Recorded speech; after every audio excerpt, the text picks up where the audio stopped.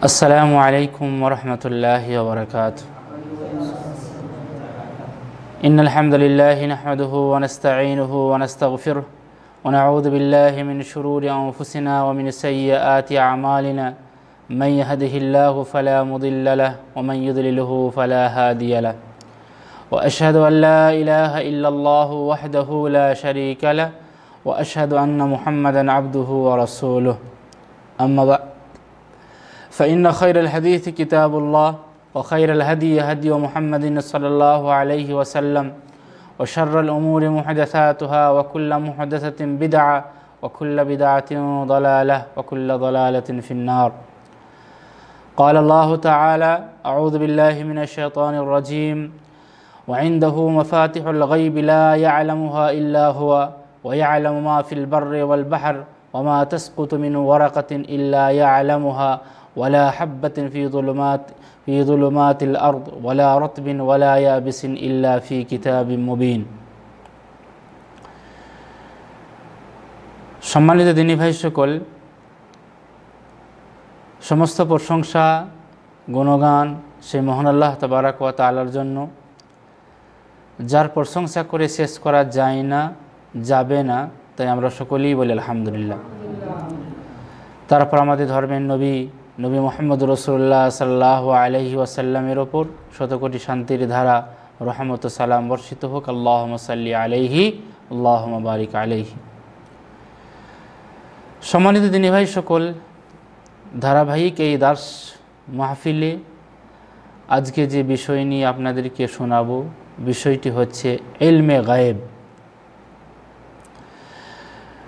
সম্মানিত দিনী ভাই সকল, ইলমে গায়েব বা ইলমুল গায়েব আরবি শব্দ। ইলম মানে হচ্ছে জ্ঞান, আর গায়েব মানে হচ্ছে অদৃশ্য ভবিষ্যতের খবর। অদৃশ্য ভবিষ্যতের খবর। মনে করুন আপনি মসজিদের এই দেওয়ালের কাছে বসে আছেন, ওই দিকে কি হচ্ছে আপনি দেখতে পাবেন না বা আপনি বুঝতে পারছেন না, আপনার কাছে কোনো মাধ্যম নাই। এটাই হচ্ছে অদৃশ্যের ভবিষ্যতের খবর। ওই দিকে কী হচ্ছে আপনি এটা বলতে পারবেন না যতক্ষণ পর্যন্ত আপনাকে কেউ না জানাবে বা মেশিনের মাধ্যমে ইত্যাদি ইত্যাদি। তো ইলমে গায়েব মানে হচ্ছে অদৃশ্য ভবিষ্যতের খবর জানা, বিনা কোনো ওসিলা বা মাধ্যমে গুপ্ত বা অদৃশ্য ভবিষ্যতের খবর জানাকে ইলমে গায়েব বলা হয়।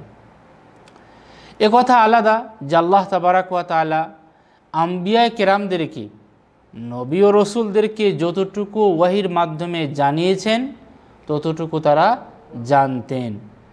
কিন্তু মানুষ হিসাবে, বাশার হিসাবে কোনো নবী ডাইরেক্টলি অদৃশ্যের খবর জানতেন না। ইলমে গায়েব কেবলমাত্র আল্লাহ তাবারাক ওয়া তাআলার কাছেই আছে। কিন্তু আমাদের সমাজে কিছু মানুষ মনে করে মুহাম্মদুর রাসূলুল্লাহ সাল্লাল্লাহু আলাইহি ওয়াসাল্লাম তিনিও আলিমুল গায়েব, ইলমে গায়েব, গায়েবের খবর, গায়েবী জ্ঞান রাখতেন।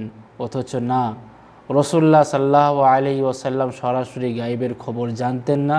যতটুকু আল্লাহ তাবারাক ওয়া তাআলা জানিয়েছেন ততটুকুই জানতেন। কেন একটা রুলস আছে, আল্লাহ তাবারাক ওয়া তাআলা নবীর মাধ্যমেই বলিয়েছেন, ওমা ইয়ানতিকু আনিল হাওয়া ইন হুয়া ইল্লা ওয়াহয়ুন ইউহা।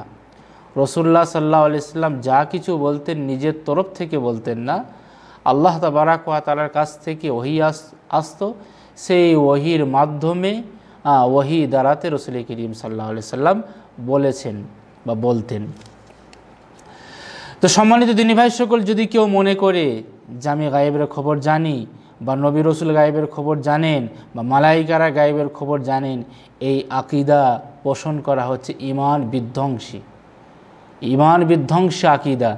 যদি কেউ মনে করে যে রসুল ওইভাবেই গায়েবী খবর জানেন যেভাবে আল্লাহ জানেন, কেননা গত দার্সে বলেছিলাম যে 5টি জিনিসের জ্ঞান কেবলমাত্র আল্লাহ তাবারাক ওয়া তাআলাই রাখেন। তার মধ্যে একটা হচ্ছে ইলমে গায়েব। গায়েবের খবর কেউ জানেন না, শুধুমাত্র আল্লাহ তাবারাক ওয়া তাআলাই। অতএব কখনো এটা বিশ্বাস রাখবেন না, মনে মনে আকীদাই পোষণ করবেন না যেভাবে আল্লাহ তাবারাক ওয়া তাআলা ইলমে গায়েবের খবর জানেন ওইভাবেই কি বলে আপনার রাসূল করিম সাল্লাল্লাহু আলাইহি ওয়াসাল্লাম জানেন না। গায়েবের খবর কেবলমাত্র আল্লাহ তাবারাক ওয়া তাআলা। তো সম্মানিত দিনী ভাই সকল, কি বললাম যে ইলমে গায়েব মানে বিনা কোনো ওসিলা বা মাধ্যমে গুপ্ত বা অদৃশ্য ভবিষ্যতের খবর রাখাকে ইলমে গায়েব বলে। এই সম্পর্কে আল্লাহ তাবারাক ওয়া তাআলা কি বলেছেন কয়েকটা আয়াত আপনাদেরকে শোনাই। একটি আয়াত সূরা আনাম, যখন আপনি সূরা আনাম পড়বেন, সূরা আনামের 59 নম্বর আয়াতে আল্লাহ তাবারাক ওয়া তাআলা কি বলেছেন? আল্লাহ বলেছেন ওয়াইনদাহু মাফাতিহুল গায়বি লা ইয়ালামুহা ইল্লা হুয়া, তারই নিকট অদৃশ্যের চাবিকাঠি, ইলমে গায়েবের চাবিকাঠি কেবলমাত্র আল্লাহ তাবারাক ওয়া তাআলার কাছেই আছে। লা ইয়ালামুহা ইল্লা হুয়া, আল্লাহ তাবারাক ওয়া তাআলা ছাড়া আর কেউ জানে না। ওয়া ইয়ালামু মা ফিল বাররি ওয়াল বাহরি, আল্লাহু আকবার। দেখেন, জলে স্থলে যা কিছু আছে কেবলমাত্রই আল্লাহ তাবারাক ওয়া তাআলা জ্ঞান রাখেন। ওমা তাসকুতু মিন ওয়ারাকাতিন ইল্লা ইয়ালামুহা, আর ওই যে আপনার বৃক্ষের একটা পাতা লড়লেও সেই জ্ঞান আল্লাহ তাবারাক ওয়া তাআলা রাখেন। আর ওই অন্ধকার জমিনে কি চলাফেরা করছে আপনি আমি খবর না রাখলেও আল্লাহ তাবারাক ওয়া তাআলা রাখেন। তো ওয়াইনদাহু মাফাতিহুল গায়বি লা ইয়ালামুহা ইল্লা হুয়া, গায়েবের চাবিকাঠি, অদৃশ্য খবরের চাবিকাঠি কেবলমাত্র আল্লাহ তাবারাক ওয়া তাআলার কাছে আছে, কোনো নবী ও রসুলগণের কাছে নাই। কেউ যদি মনে করে মুহাম্মদুর রাসূলুল্লাহ সাল্লাল্লাহু আলাইহি সাল্লাম গায়বী খবর জানতেন ওইভাবে যেভাবে আল্লাহ তাবারাক ওয়া তাআলা জানে, তাহলে তার একটা ঈমান বিধ্বংসী আকীদা হবে, তাকে ঈমান নবায়ন করতে হবে। তারপরে দেখেন, আপনি যখন নামাল পড়বেন, সূরা নামালের 65 নম্বর আয়াতে, সূরা নামাল আমরা মাঝে মধ্যে প্রশ্ন করি যে এমন এক সূরা নাম বলুন যে সূরাতে দুটো বিসমিল্লাহ আছে, তার উত্তর কি? সূরা নামাল। তো সূরা নামালে আল্লাহ তাবারাক ওয়া তাআলা 65 নম্বর আয়াতে কি বলেছেন দেখেন, কুল লা ইয়ালামু মান ফিস সামাওয়াতি ওয়াল আরদিল গায়বা ইল্লাল্লাহ ওয়া মা ইয়াশউরুনা আইয়ানা ইউবআসুন। হে নবী, দেখেন আল্লাহ তাবারাক ওয়া তাআলা মুহাম্মদুর রাসূলুল্লাহ সাল্লাল্লাহু আলাইহি সাল্লামকে বলাচ্ছেন, হে নবী তুমি বলে দাও লা ইয়ালামু মান ফিস সামাওয়াতি ওয়াল আরদ, যে আল্লাহ ব্যতীত আকাশমণ্ডলীয় পৃথিবীতে কি আছে অদৃশ্যের খবর কেউ রাখে না, কেউ জানে না, শুধুমাত্র আল্লাহ তাবারাক ওয়া তাআলা। ওয়া মা ইয়াশউরুনা আইয়ানা ইউবআসুন, আর কখন ওঠানো হবে কবর থেকে এটাও তো কেউ জানে না আল্লাহ তাবারাক ওয়া তাআলা ছাড়া।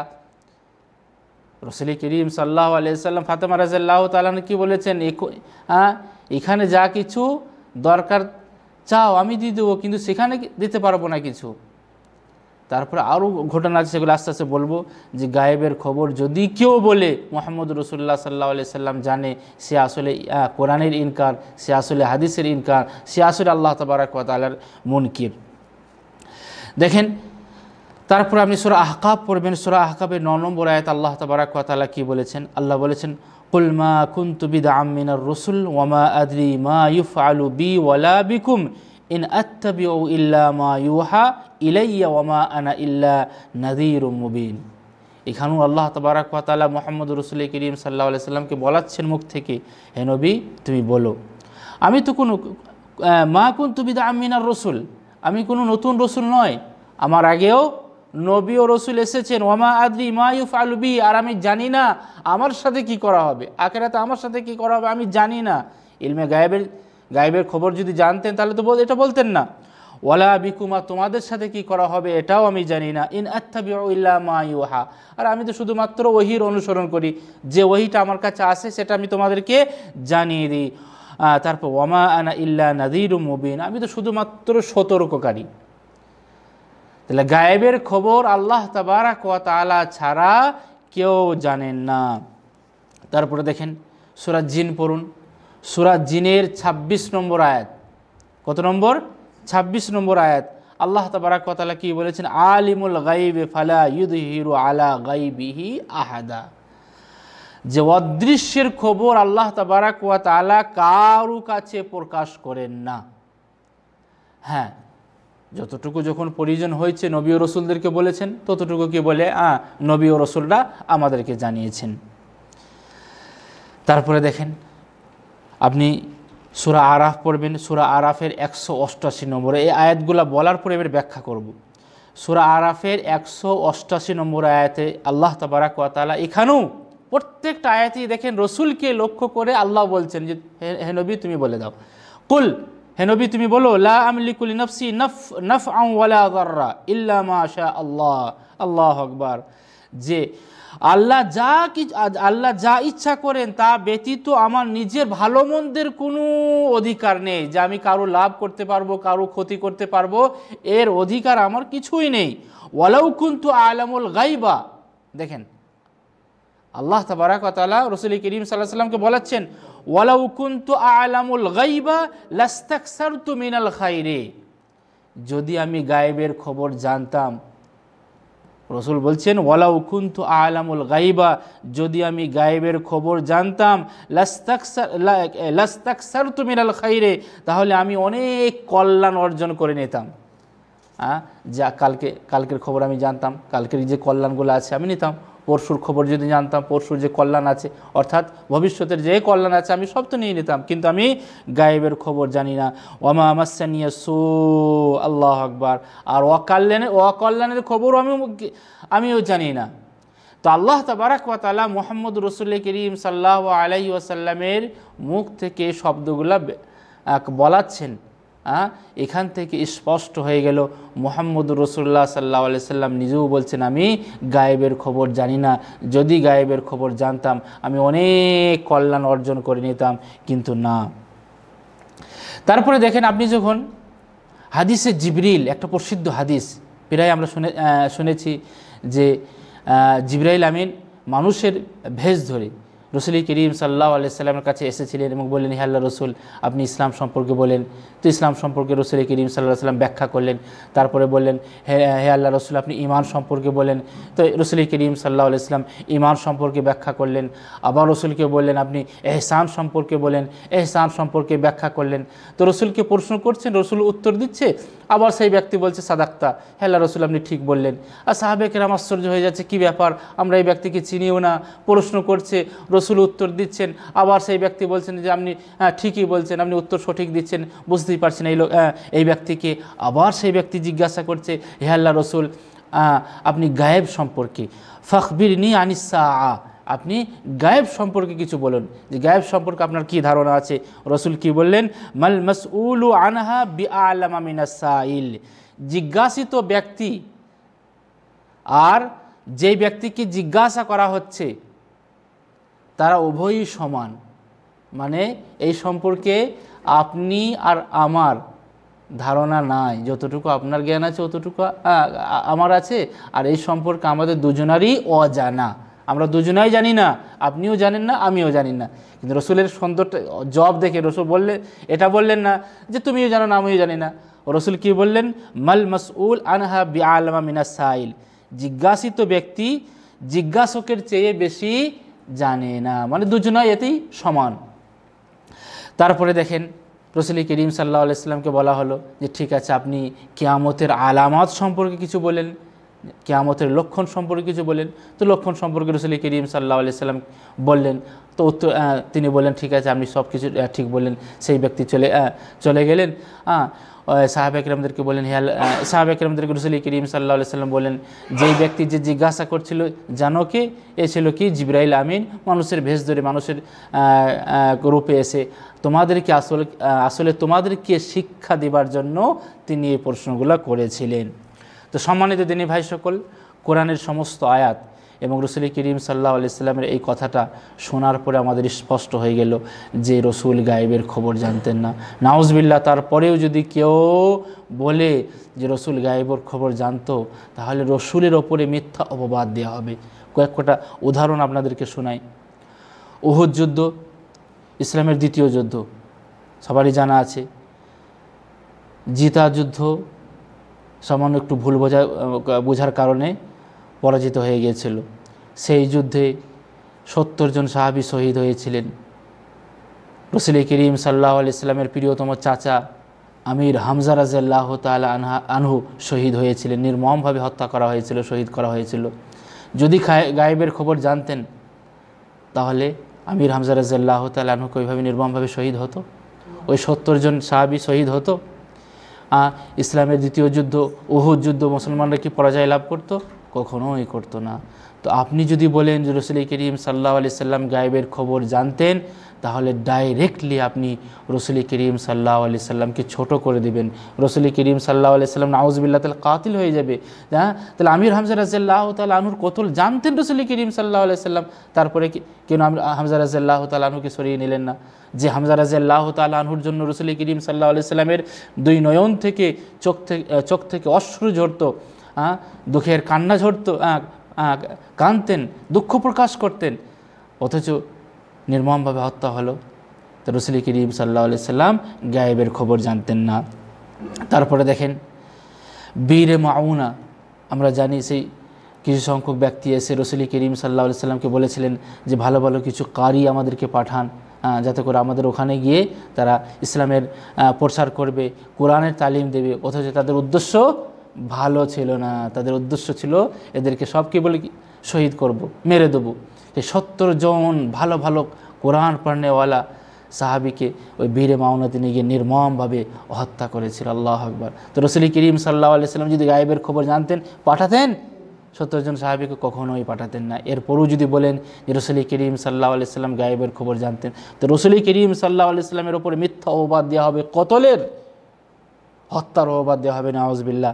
তারপরে দেখেন সবথেকে বড় কথা হচ্ছে ইফকের ঘটনা। ইফকের ঘটনা আমরা জানি,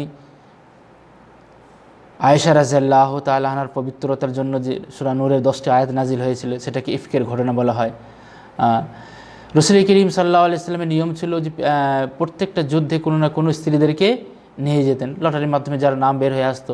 বিশাল লম্বা ঘটনা আছে, লম্বা ঘটনা দিকে যাচ্ছে না। তো গাজওয়ে বানি মুস্তালিক, এই যুদ্ধটার নাম হচ্ছে গাজওয়ে বানি মুস্তালিক বা বানু মুস্তালিক যুদ্ধ। এই যুদ্ধতে আয়েশা রাদিয়াল্লাহু তাআলা আনহা নাম এসেছিল, আয়েশা রাদিয়াল্লাহু তাআলা আনহাকে নিয়ে গিয়েছিলেন। তারপরে দেখেন ফিরার পথে লম্বা ঘটনা আছে। আয়েশা রাদিয়াল্লাহু তাআলা আনহা এমনি তো আপনার শরীর একটু দুর্বল থাকার কারণে, ওজন কম ছিল, হাউদাজের ওপরে চেপে থাকতেন। কয়েকটা সাহাবীকে দায়িত্ব দেওয়া হয়েছিল, উট থেকে যখন নামবে হাউদাজটাকে নামিয়ে দেওয়া, আবার উঠে চাপিয়ে দেওয়া। তো 4-5 জন সাহাবী যখন নামানো হয়েছিল আবার উটের ওপরে চাপিয়ে দিয়েছিলেন, তখন ভাবতে পারেন না যে আয়েশা রাদিয়াল্লাহু তাআলা এখানে নাই, মনে করছে আছেন। অথচ আয়েশা রাদিয়াল্লাহু তাআলা আনহা কাজায়ে হাজাতের জন্য গিয়েছিলেন, ওখানে একটা গলার হার হারিয়ে গিয়েছিল। আসার পরে যখন দেখছে গলার হার নাই, আবার ওটাকে আনতে গিয়ে সেই সময় সাহাবে কেরামরা উটের ওপরে সে হাউদাজটা, যেটা পালকি যার ওপরে থাকতেন, সেটা চাপিয়ে দিয়েছিল। বুঝতে পারেন নাই যেখানে আয়েশা রাজা নেই। আয়েশা রাদিয়াল্লাহু তাআলা আনহা আসার পরে দেখছেন যে কেউ নেই, ওখানেই বসে গেলেন যে নিশ্চয়ই যখন খোঁজ পাবে আসবে। তো ওইদিকে আপনার সাফওয়ান বিন মুআত্তাল ডিউটি ছিল যে লাস্টে তিনি আসবেন, যাতে করে কোনো জিনিস যদি পড়ে থাকে সেগুলোকে কুড়িয়ে নিয়ে আসবেন। তিনি আয়েশা রাদিয়াল্লাহু তাআলা আনহাকে পর্দার বিধান নাজিল হওয়ার আগে দেখেছিলেন, দেখেই চিনে গেলেন ইন্না লিল্লাহ বলে তার উটটাকে বসিয়ে আয়েশা রাদিয়াল্লাহু তাআলা আনহাকে ইশারা করলেন যে আপনি চেপে যান। আর সাফওয়ান বিন মুআত্তাল রাদিয়াল্লাহু তাআলা আনহু তিনি কি বলে আগে লাগাম ধরে যেতে লাগলেন। মদিনাতে কাছাকাছি যখন আসলো তখন কিছু মুনাফিক ছিল, মুনাফিকরা এবার একটা সুযোগ পেল কালিমা লাগাবার জন্য, বদনাম করার জন্য। যে আয়েশা রাদিয়াল্লাহু তাআলা আনহা সাফওয়ান বিন মুআত্তালের সাথে কেন আসছে, নিশ্চয়ই কোনো কারণ আছে, এই কারণ আছে সেই কারণ আছে। আমরা জানি যে আপনি যদি কারোর উপরে মিথ্যা অপবাদ দেন, কাউকে বলেন, সেই কথা যদি অন্য কাউকে বলতে হারমার এই মসজিদে একটা কথা বের হলো, মাঝমাতে সেই কথার 12টা বেজে যাবে। তো এইভাবে মানুষের কাছে মুনাফিকরা ছড়িয়ে দিল, কত কি কথা রটে গেল। আয়েশা রাদিয়াল্লাহু তাআলা আনহা তো কিছুই বুঝতে পারেন নাই, কিন্তু এদিকে মুহাম্মদ রাসূল করিম সাল্লাল্লাহু আলাইহি সাল্লাম বুঝে গেলেন। মুহাম্মদ রাসূল করিম সাল্লাল্লাহু আলাইহি সাল্লাম আবু বকর রাদিয়াল্লাহু তাআলা আনহুর ঘরে পাঠিয়ে দিলেন। এইদিকে আপনার কয়েকদিন হয়ে গেল, 1 মাস হয়ে গেল, মুহাম্মদ রাসূল করিম সাল্লাল্লাহু আলাইহি সাল্লাম বুঝতে পারছেন না কি করা যায়। তারপরে আল্লাহ তাবারাক ওয়া তাআলা যখন পবিত্রতার আয়াত নাযিল করলো, তখন সব কিছু ক্লিয়ার হয়ে গেল। তো মা আয়েশা রাদিয়াল্লাহু তাআলা আনহার এই ঘটনাটা যদি রাসূল করিম সাল্লাল্লাহু আলাইহি সাল্লাম গায়েবের খবর জানতেন, এই ঘটনা হতোই না। রাসূল করিম সাল্লাল্লাহু আলাইহি সাল্লামের গায়েব খবর জানেন না বলেই তো এরকম আল্লাহ তাবারাক ওয়া তাআলার উপরে তাকিয়েছিলেন যে কখন সেখান থেকে পবিত্রতার ঘোষণা আসবে। অতএব সম্মানিত দিনী ভাই সকল, কখনোই এটা আকীদা নিয়ে আসবেন না যে যেইভাবে আল্লাহ তাবারাক ওয়া তাআলা গায়েবের খবর রাখেন সেইভাবে মুহাম্মদ রাসূলুল্লাহ সাল্লাল্লাহু আলাইহি সাল্লাম গায়েবের খবর রাখেন না। গায়েবের খবর শুধুমাত্র কেবলমাত্র আল্লাহ তাবারাক ওয়া তাআলাই রাখেন, আর কেউ রাখে না। এই আকীদা নিয়ে আসবেন না। আমাদের দেশে কবর পূজারীরা, মাজার পূজারীরা এই আহাদকে আর আহমদকে এক করে ছেড়ে দেয়। আহাদ আমরা জানি আল্লাহ তাবারাক ওয়া তাআলা, আর আহমদ মুহাম্মদ রাসূলুল্লাহ সাল্লাল্লাহু আলাইহি সাল্লাম। আহাদকে আর আহমদকে এক করে শুধুমাত্র বলে যে মেমোরিতে একটা পার্থক্য কি আছে, সবই এক না। এই রকম আকীদা যদি নিয়ে আসেন, আল্লাহর জায়গাতে মুহাম্মদ রাসূলুল্লাহ সাল্লাল্লাহু আলাইহি সাল্লামকে যদি বসান, তাহলে আপনার ঈমান ধ্বংস হয়ে যাবে। আপনাকে ঈমানকে নবায়ন করতে হবে। আল্লাহ তাবারাক ওয়া তাআলার কাছে দোয়া করি, আল্লাহ তুমি আমাদেরকে সঠিক জ্ঞান অর্জনের তৌফিক দাও। আমরা যেন কোরআন হাদিসের আলোকে ইসলামকে বুঝতে পারি, সেই তৌফিক তুমি আমাদেরকে দাও। আমাদের আকীদা যেন সঠিক হয়, সেই তৌফিক তুমি আমাদেরকে দাও। ওয়া আখিরু দাওয়ানা আনিল হামদুলিল্লাহি রাব্বিল আলামিন। আসসালামু আলাইকুম ওয়া রাহমাতুল্লাহি ওয়া বারাকাতুহু। সকলকে অসংখ্য ধন্যবাদ ভিডিওটি দেখার জন্য। সকলেই ভিডিওটি দেখবেন, শেয়ার করবেন, এবং যেটা আমাদের দাওয়াতি চ্যানেল দাওয়া আল মাজমা, এই চ্যানেলটিকে সবাই বেশি বেশি করে সাবস্ক্রাইব করবেন, যাতে করে আমাদের সমস্ত ভিডিও যা কিছু আমরা রেকর্ডিং করব, আপলোড করব, আপনাদের কাছে যাতে করে তাড়াতাড়ি পৌঁছে যায়।